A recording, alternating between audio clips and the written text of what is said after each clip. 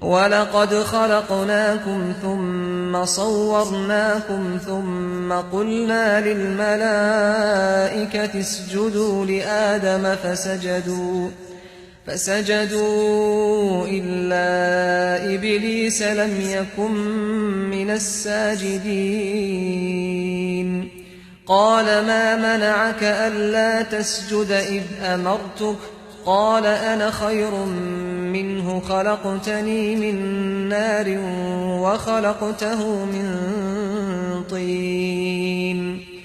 قال فاهبط منها فما يكون لك أن تتكبر فيها فاخرج إنك من الصاغرين.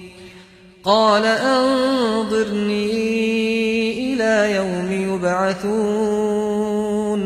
قال إنك من المنظرين.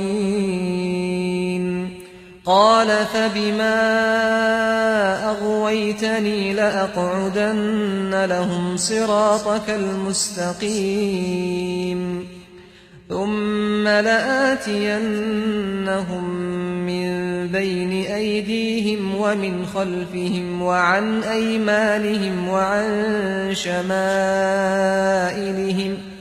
ولا تجد أكثرهم شاكرين. قال اخرج منها مذءوما مدحورا لمن تبعك منهم لأملأن جهنم منكم أجمعين. ويا آدم اسكن أنت وزوجك الجنة فكلا من حيث شئتما ولا تقربا هذه الشجرة فتكونا من الظالمين. فوسوس لهما الشيطان ليبدي لهما ما وري عنهما من سوآتهما وقال ما نهاكما ربكما عن هذه الشجرة إلا أن تكونا ملكين أو تكونا من الخالدين. وقاسمهما إني لكما لمن الناصحين.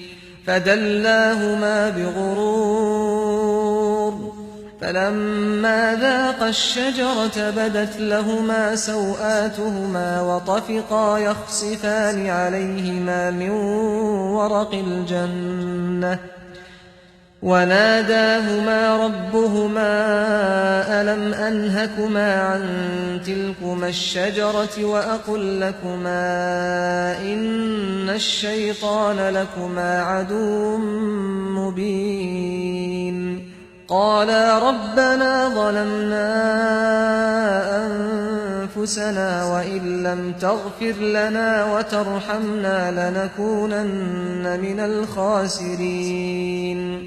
قال اهبطوا بعضكم لبعض عدو ولكم في الأرض مستقر ومتاع إلى حين.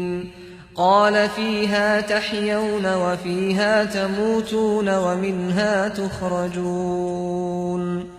يا بني آدم قد أنزلنا عليكم لباسا يواري سوآتكم وريشا ولباس التقوى ذلك خير ذلك من آيات الله لعلهم يذكرون.